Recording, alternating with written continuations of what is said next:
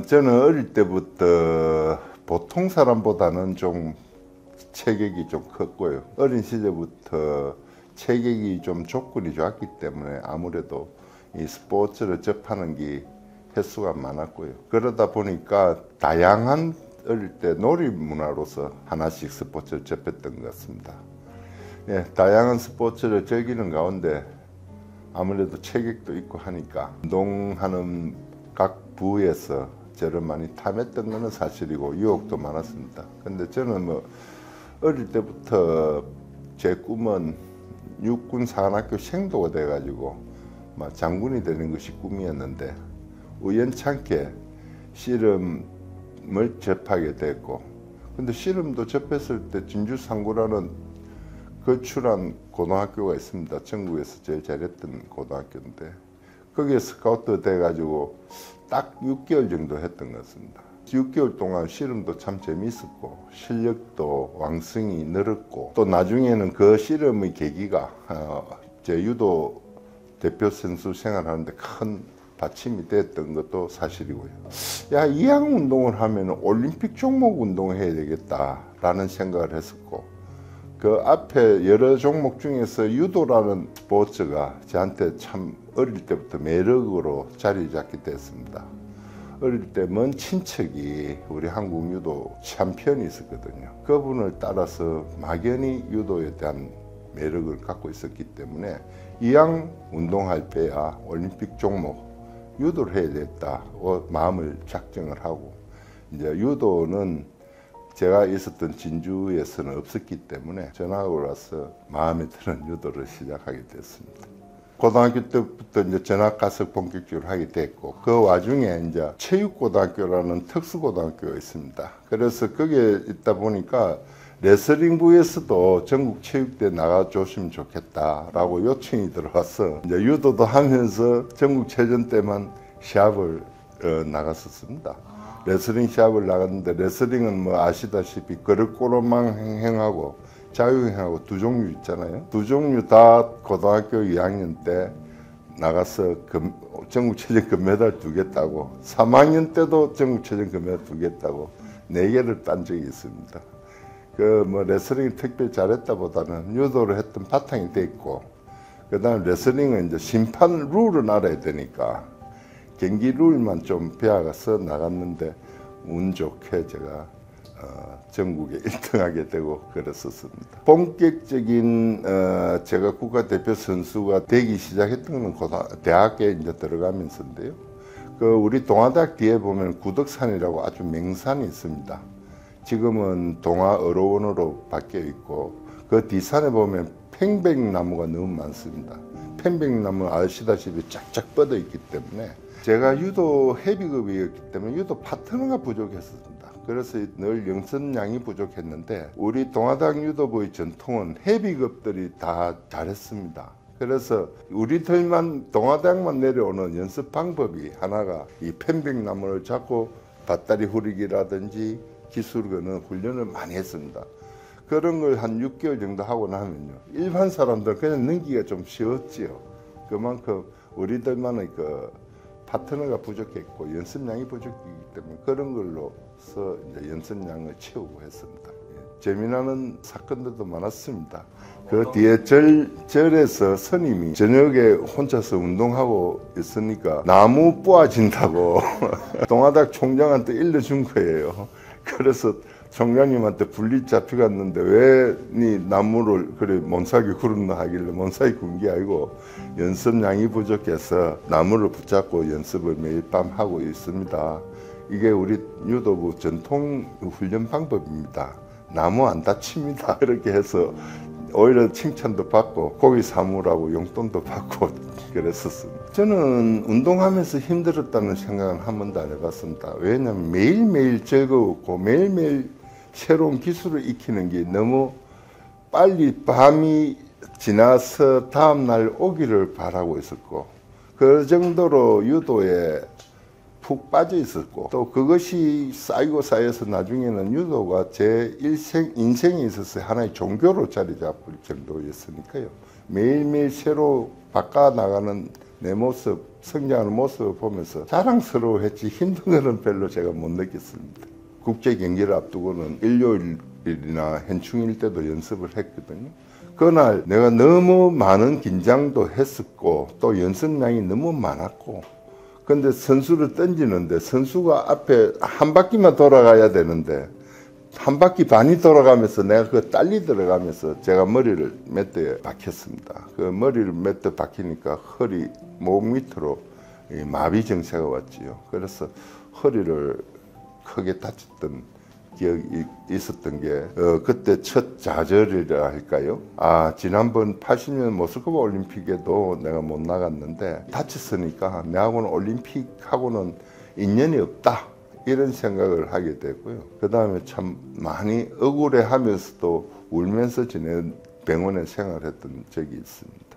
그래서 허리를 다쳤을 때 병원에 누워 있으니까 이제 우리 모든 선수촌 관계자들이 와서 격려를 하고 했는데, 그때 저한테 격려를 해주신 선수촌장께서 하시는 말씀이 니는 언제든지 곧 일어날 수 있다. 두 번째로는 니는 대한민국 기수로 뽑혔다. 선수단 기수로 뽑혔다 하길래 제가 깜짝 놀라고, 그 기수는 참 영광스러운 자리거든요. 왜냐하면은 각국의 선수단 대표로 나와서 기수를 한다는 것은 그 나라의 상징적으로 금메달이 확실히 딸 수 있는 사람을 갖다가 대한민국 선수단 기수를 시켰습니다. 그래서 내가 또 붙잡고 저는 안 됩니다. 그 얼음 막중한 기술을 내가 어떻게 합니까? 지금 내 허리도 제대로 못 쓰는데 하니까 너는 할 수 있다라고 용기를 주신 분이, 확신을 심어준 분이, 그분에 의해서 제가 금메달 딸 수 있었고, 그분은 역시 우리나라 최초의 올림픽 동메달을 2번이나 딴 김성집 촌장이었습니다. 그분이 저를 많이 도와줬고, 그 다음에 LA 현지에 또 가서 이제 도착을 해서 연습, 아까 파트너가 부족하다 했는데 제 선배 되시는 분이 딱한 사정을 알고 대신 받아줬습니다. 받아줬는데 유도를 그분도 안 하다가 해놓으니까 온 전신에 멍이 들 정도로 낙법을 쳐도 몸에, 우리는 평상시에 많이 단련돼 있지만 그분은 유도 안 하다가 하시다 보니까 멍이 들 정도로 제 유도 파트너가 돼주시고, 또 그 아픔을 다 견디내고 내색 한번 안 해줬다는 거, 그래서 내가 눈물 좀, 이분을 위해서라도 내가 좋은 성적을 내야 되겠다, 각오가 좀 있었고요. 조금 전에 말씀했던 이하라 선수가 제가 최강이었는데, 제가 81년도부터 국제대회를 많이 다녔기 때문에 언젠가는 저 선수하고는 한 붙을 거다. 그래서 저 선수의 면밀히 제가 검토를 하고 일기도 쓰고 저 사람의 장점과 단점을 다 기록을 해놨어요. 몇 년 전부터 해왔는데 희한하게도 국제대회에서 한 번도 붙어본 적이 없는데 LA 올림픽 8강전에 붙었습니다. 8강전에 붙고 나니까 일본 선수하고 대진표가 짜져 있으니까 대진표가 한 3, 4일 전에 나오거든요. 한국에서는 아이고 큰일 났다, 하영주가 금메달 후보인데 대진 운이 안 좋다고 그렇게 이제 나왔었습니다. 그러나 저는 속으로 잘 됐다, 나는 언제든지 니랑 붙을 준비가 돼 있었고, 전에 고등학교 때 잠깐 배웠던 씨름 기술, 근데 사실 유도 기술도 있는데 똑같은 기술들이 있습니다. 비슷하니까 종목이. 그런데 그게 더 우리나라 씨름 기술이 더 정교하거든요. 더 자세가 낮고. 그래서 쉽게 그 선수를 그 기술로 완벽하게 제압할 수 있었다라고 이야기할 수 있습니다. 예, 똑같은 덜배지기 기술이고, 한 번은 오른쪽으로 들어가고 한 번은 왼쪽으로 들어가고, 똑같은 들어가는데 상대가 정신 차릴 수 없을 정도로 오른쪽 들어올 줄 알았는데 왼쪽 들어가고, 왼쪽 들어올 줄 알았는데 오른쪽 들어가니까 자기로서는 감당을 못했었고, 원래 그게 한판이었습니다. 근데 그때 당시에 세계유도연맹 회장이 미하라 선수 모교의 총장이었어요. 그래서 지금도 그때 당시 화면을 보면 그 총장이 깜짝 놀라갖고 막 벌썩 일나는 어떤 그런 장면도 보입니다. 그때 당시 세계유도연맹 회장도 일본 사람, 국제심판장도 일본 사람, 대부분 심판들도 일본 사람들한테 눈치 보고 있었거든요. 근데 그 심판들도 그렇게 한판으로 크게 쳐박는 기술을 본 적이 없어요. 그래서 그 기술을 보고 심판도 당황해갖고 아마 절반을 준 것 같습니다. 그 다음에 그 절반 때문에 한 번 더 그런 기회를 맞이한 내로서는 두 판의 통쾌한 승리를 거두면서 안 그래도 한일전의 숙명적 관계인데 그런 것 때문에 돌아와서 뭐 우리 한국 국민들한테 인상이 많이 깊었지 않았느냐. 이렇게 로이로이트 군트 독일 선수는 어마어마하게 강한 선수입니다. 모스크바 올림픽도 1등 했고 몬트리올 올림픽도 은메달 따고 각종 국제대회에서 늘 3등 안에 드는 선수인데 그 선수가 제가 81년도부터 세계선수권대 만나면은 큰 대회 만날 때마다 저랑 붙습니다. 큰 대회 만날 때마다 저랑 붙어가고 한 번도 제가 지본 적이 없어요. 근데 연습을 해보면 우리 시합을 마치면 각국 나라들 합동훈련 한 일주일 하거든요. 내가 이 선수를 어떻게 던졌을까 할 정도로 어마어마하게 강한 선수예요. 힘도 세고 빠르고 내보다 더 빠르고. 근데 시합만 했다 그러면 내가 이기는 거예요. 그때도 사실은 미아라 선수하고 하면서 그 8강전에서 팔을 많이 다쳤었고 뭐 우두둑 소리 날 정도 다쳤었고 부상이 많았습니다. 그러고 이제 올라갔을 때 힘이 너무 좋으니까 이 선수는 나한테 세 번, 네 번 져봤으니까 힘으로 막 버팁니다. 그 키도 내보다 크고 하니까 제가 그때 당시에는 이리 가다가는 판정으로 지겠다라는 생각을 내가 했었습니다. 그래서 어쨌든가 무리해서라도 공격을 해서 점수를 따지 않으면은 이 분위기가 내가 안 되겠다라는 판단을 했기 때문에 제가 무리하게 기술을 들다가 대치기를 당했습니다. 그게 효과가 날라갔고 그 다음에 이제 앉아서 이 선수를 어떻게 할 것인가 팔도 아프고 뭐 아픈 포정을 지으면서 좀 내가 사용할 수 있는 어로 시간을 갖다가 최고로 다 활용하면서 이제 그 선수를 이길 수 있는 전략 방법을 했는데 마침 이제 그 선수가 이기고 있으니까 자기는 방어에 급급했습니다. 방어에 급급하다 보니까 내 기술에 자기가 말리갖고 그것도 한 38초 남겨놓고 저한테 더 큰 점수를 읽게 됩니다. 그래서 이제 그 선수하고 또 제가 승리를 하게 됩니다. 그것이 사실은 가장 큰 결승전이었다고 저는 생각하고 있습니다. 긴장만 했죠. 왜 그러냐면은 유도의 매력은 작은 사람이 큰 사람을 던지는 게 유도의 매력입니다. 왜냐하면 작은 사람이 큰 사람이 빈 곳을 들어가서 지렛대의 원리를 합니까? 그래서 들어가서 큰 사람을 던지든지 안 그러면 상대의 힘을 이용해서 상대를 던지는 게 유도의 매력입니다. 내가 아무리 힘이 있다 해갖고 뭐 비슷한 체급인데 다 비슷할 건데 근데 그 선수는 조건이 내보다 키가 많이 작았습니다. 저런 선수들한테 업어치기나 이런 것들이 약한 게 우리 큰 선수들의 약점이에요.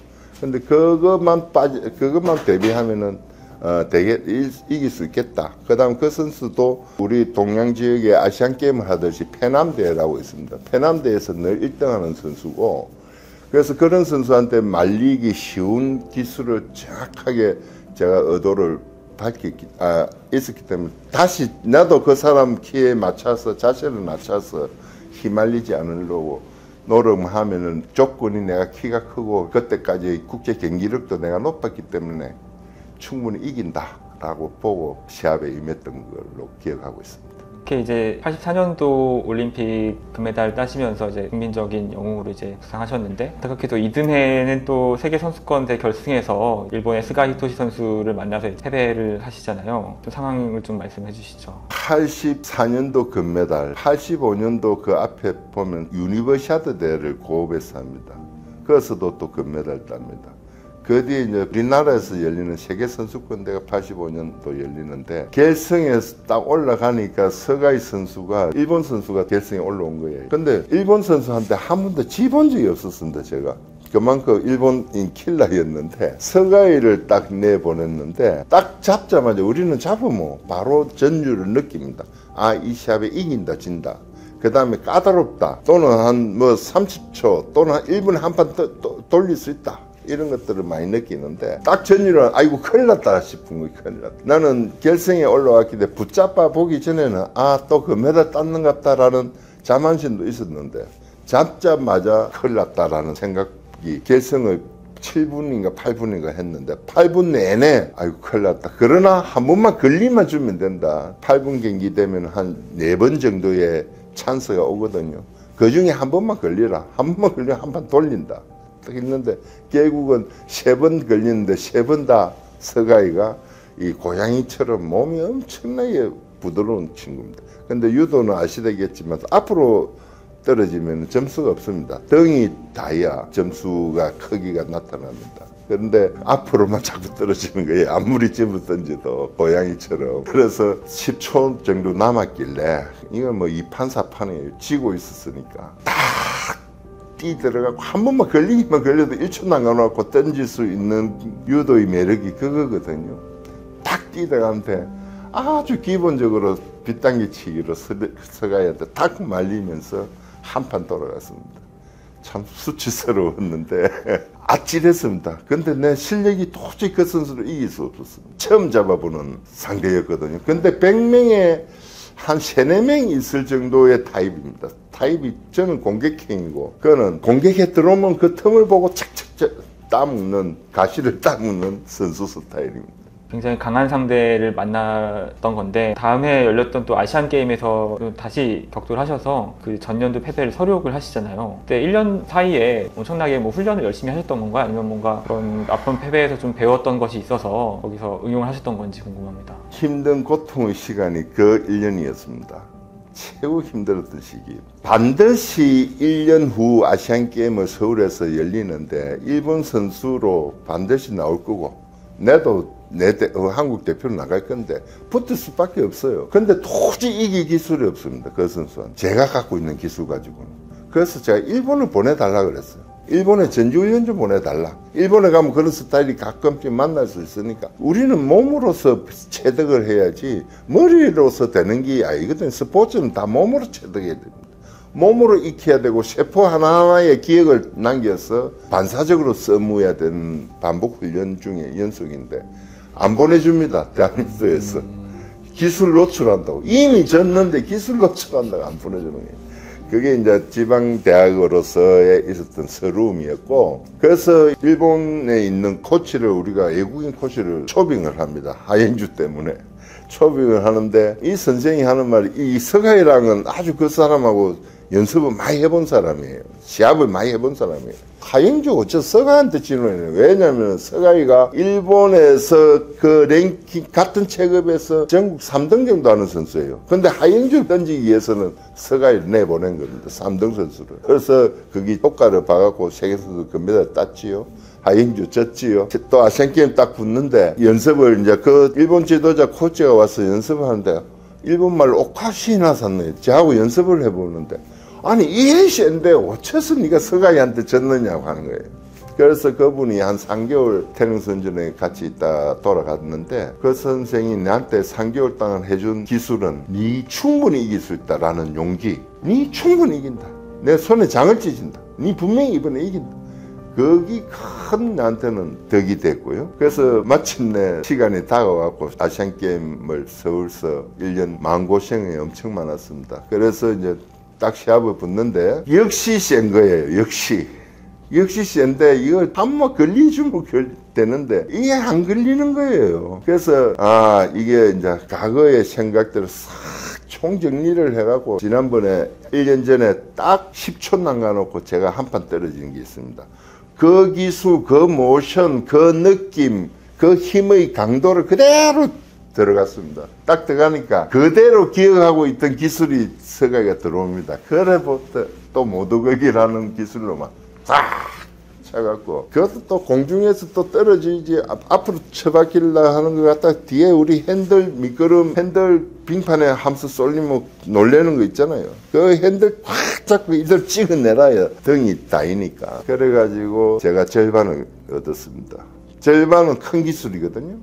큰 득점이거든요. 그래서 시간을 보니까 아직도 2분 30초가 남았습니다. 근데 2분 30초 아무 걱정이 안 되는 게 내가 공격만 안 하면 그 선수는 나를 던질 기술이 없어요. 내가 공격을 하면 허점을 보고 들어오는 기술이기 때문에. 그래 이제 손장난만 이렇게 손싸움 이렇게 하다가 2분 딱 보내놓고 1년 동안 마음고생 많았던 복수를 갖다가 승리로 이루게 됩니다. 그만큼 어려운 기간을 보냈던 게 없었고 금메달하고 숙소에 와서 내가 이거 하나 달라고 내가 이렇게 마음고생이 심했냐 하면서 내가 울은 적이 없어 있습니다. 일단은 포기하기엔 너무 아까운 훈련량이 많았고요. 또 포기할 수 없는 자존심이 있었고 그래서 포기라는 단어는 감히 있을 수 없고요. 그런 것들이 나를 지탱해 줬고, 그러한 것들이 모여서 내 용기를 줬고, 그때마다 다시 일어설 수 있었고, 그 힘 원천이 그거였고요. 두 번째로는 이제 순간순간으로 다 어려운 것들이 밀려옵니다. 나타났다가 또 사라졌다가 나타났다가 사라졌다 할 때마다 항상 초심으로 돌아갈 준비가 되어 있다는 거예요. 내가 무엇이 잘못인지 다시 돌아갑니다. 그때부터 다시 돌아가서 다시 싹 그 원인을 이 스캔을 떠냅니다. 그래서 그때부터 다시 돌아갈 수 있는 기본기가 있는 것이 내한테 큰 극복할 수 있는 원천의 힘이었다. 저 자신과의 싸움이었습니다.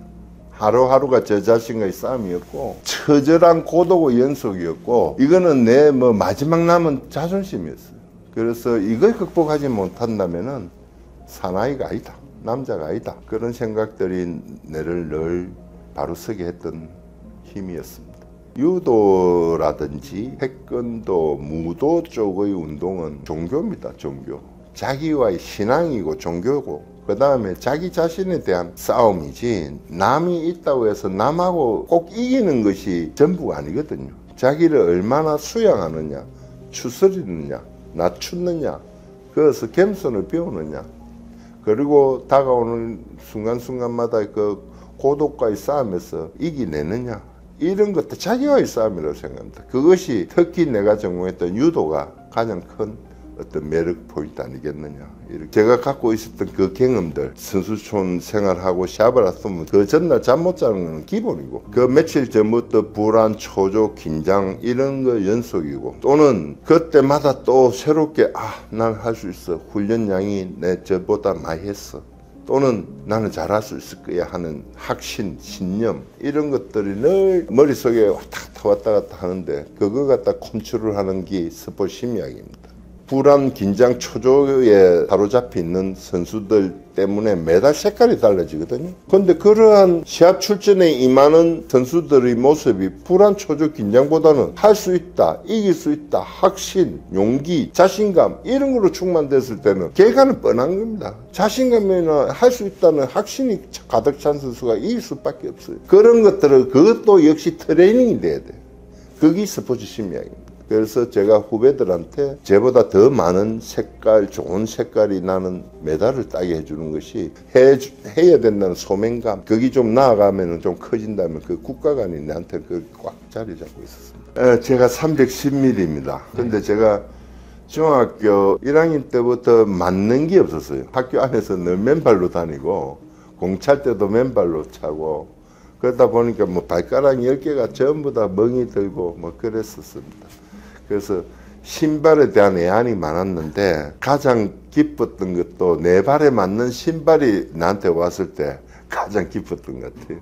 진주에서 중학교를 다녔는데, 저를 이 자리 지금까지 있기까지 한 정신적 지주가 우리 큰 누나였습니다. 큰 누나가 선생을 하고 계시는데, 부산서 선생을 하면서 부산의 국제시장에서 미군들이 신는 신발을, 운동화를 2컬이나 사왔는 거예요. 그 2컬을 신발을 들고 발 사이즈에 딱, 오히려 조금 큰 것도 있고 딱 맞는 것도 신어보니까 한 3년 만에 내 발에 맞는 신발을 신어봤습니다. 너무너무 좋던지 그거 갖다가 고맙다는 건 물론이고, 그걸 안고 잤어요. 안고. 우리 큰 누님이 그리 좋나 이러더라고요. 너무 좋다 이러니까 우리 큰 누님이 하시는 말씀이, 니 그거 꼭 기억해라. 오늘 이 기쁨을 기억해라. 그리고 네가 후제 커서 혹시 인터뷰할 기회가 있다면은 반드시 오늘 이 기쁨을 인터뷰해라.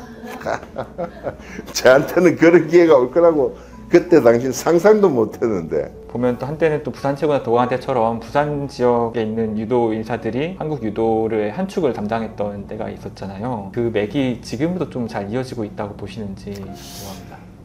참 안타까운 질문을 해줄 수 있는데, 지금 전체적인 한국 스포츠 현상으로도 봐도 될 거고요. 최근에 항저우 아시안게임이라든지 도쿄올림픽이라든지 성적이 매우 안 좋습니다. 워낙 힘든 운동이었기 때문에 인구 절벽이라서 또 그런 상황도 생길 수 있는데, 특히 유도가 부산이 동아대학을 중심으로 한 메카였습니다. 그 다음에 그런 동아대학이 있었기 때문에 또 부산체육고등학교라는 명문 고등학교가 있었고, 그러한 것들이 자꾸 선수가 줄어든다는 거. 그 다음에 또 다른 스포츠가 융성해지면서 가치관이 좀 달라졌다는 거. 그 다음에 또 약간의 물질 만능주의로 자꾸 빠진다는 거.